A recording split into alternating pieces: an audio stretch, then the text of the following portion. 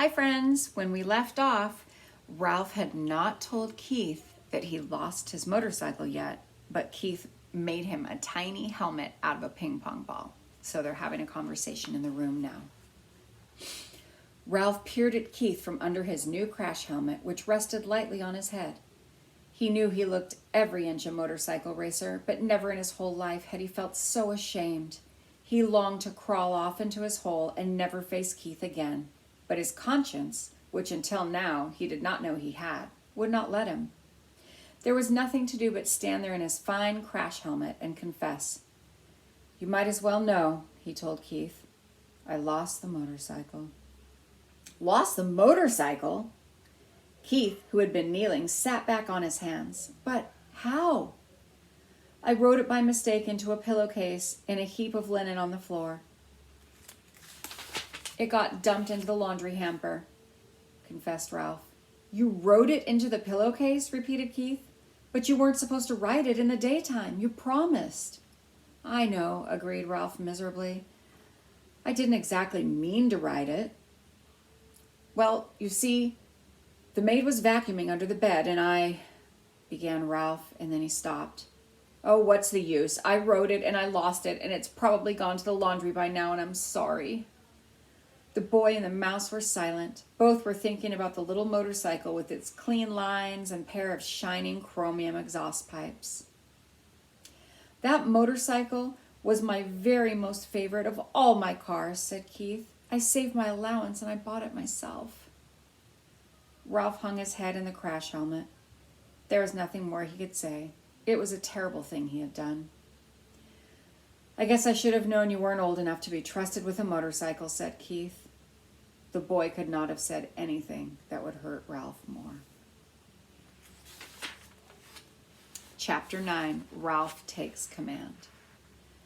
It was a sad night for Ralph, a sad and lonely night. If he went back to the mouse hole, his mother was sure to worry him with embarrassing questions about the motorcycle. She would also expect him to help clean up after the family reunion. If he took off his crash helmet, he could squeeze under the door and explore the hall on foot, but he could not bear to part with the helmet, and anyway, he had no desire to travel by foot where he had once ridden with such noise and speed. Ralph scurried through the shadows on the floor to the curtain, which he climbed to the windowsill. There he sat, huddled and alone, staring into the night, listening to the kissing sounds of the bat as they jerked in zigzags from the eave to the hotel, through the pines and back again. Around the windows, the leaves of a Virginia creeper vine shifted in the breeze, and down in the lobby, a clock struck midnight. An owl slid silently through the night across the clearing of the parking lot from one pine to another. Ralph could remember a time when he had envied bats and their ability to fly, but that was before he experienced the speed and power of a motorcycle. Early in the morning, the smell of bacon drifting up from the kitchen brought back all Ralph's dreams of the ground floor. It was not long until he was embarrassed to discover that Keith was awake and lying in his bed quietly watching him. "Hi," said Keith. "Oh, hello." Ralph wished he had returned to the mouse hole before dawn. "Well, I guess it's about time for me to go home to bed." Keith sat up. "Don't go yet. Wait until my folks get up." Ralph leaped to the floor. "I didn't think you'd want to talk to me after I lost your motorcycle." "I may never have another chance to talk to a mouse." Ralph was flattered. It had never occurred to him that a boy would consider talking to a mouse anything special.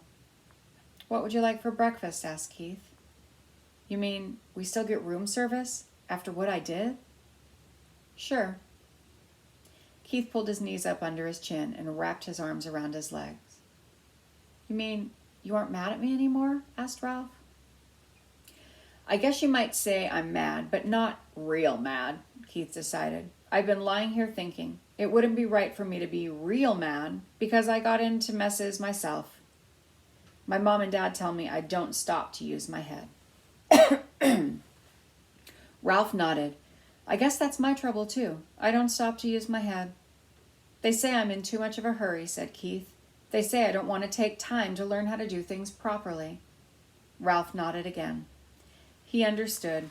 If he had waited until he'd learned to ride the motorcycle, he would never have ridden off a bedside table into a wastebasket. I'll never forget the first time I rode a bicycle with handbrakes, reminisced Keith. I took off right down a hill. I had always ridden bicycles with foot brakes, and when I got going too fast, I tried to put on the foot brakes, only there weren't any. What happened? Ralph was fascinated. By the time I remembered to use the handbrakes, I hit a tree and took an awful spill. Somehow, this story made Ralph feel better. He was not the only one who got into trouble. The hard part is, continued Teeth, I am in a hurry. I don't want to do kid things. I want to do big things, real things. I want to grow up. You look pretty grown up to me, said Ralph.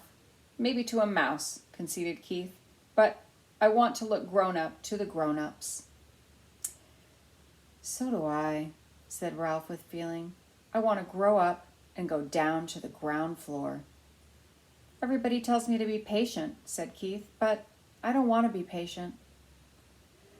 Me neither, agreed Ralph. Someone stirred next door in room 216. Well, I guess I better be running along, said Ralph. Say, about that breakfast. Sure, what do you want? How about some bacon, suggested Ralph, remembering the fragrance that had floated up to the windowsill.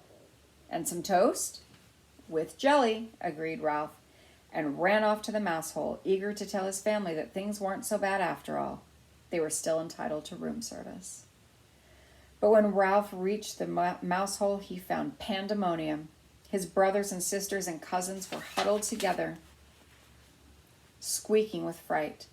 His mother had picked up a bunch of shredded Kleenex and put it down again, only to pick up another bunch, as if she didn't know what to do with it. Uncle Lester and Aunt Dorothy were there too, stuffing crumbs into their mouths, as if they expected to never eat again.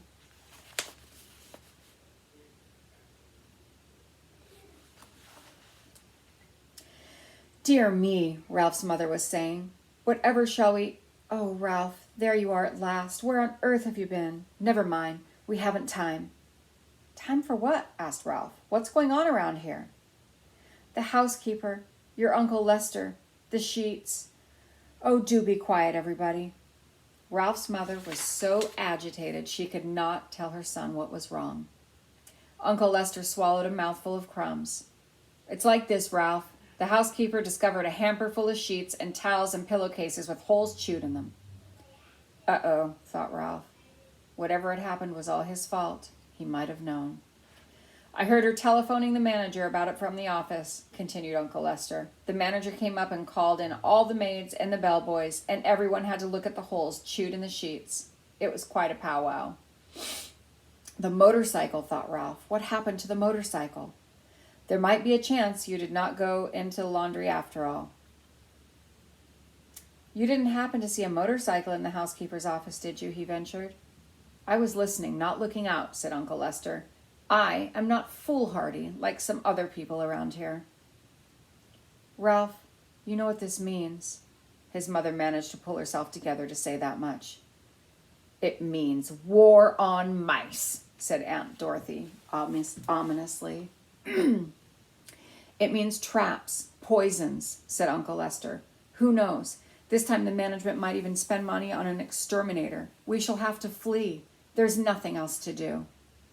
And if we flee, the owls will get us, said Ralph's mother, causing the brothers and sisters and cousins to set up an awful squeal. Shh, the mother mouse fluttered her paws in alarm. Flee? Ralph was bewildered. Flee and leave room service? Room service, explained his mother. How can we expect room service after you lost that poor boy's motorcycle? It's all right, Ralph assured his mother, and he could not resist adding rather grandly, I've already ordered. Room service is bringing us bacon with toast and jelly. This news silenced everyone. A breakfast of bacon and toast with jelly delivered to the mouse nest without first being dropped on the carpet was not to be abandoned lightly. I'm going to stop there. I'll be back for more.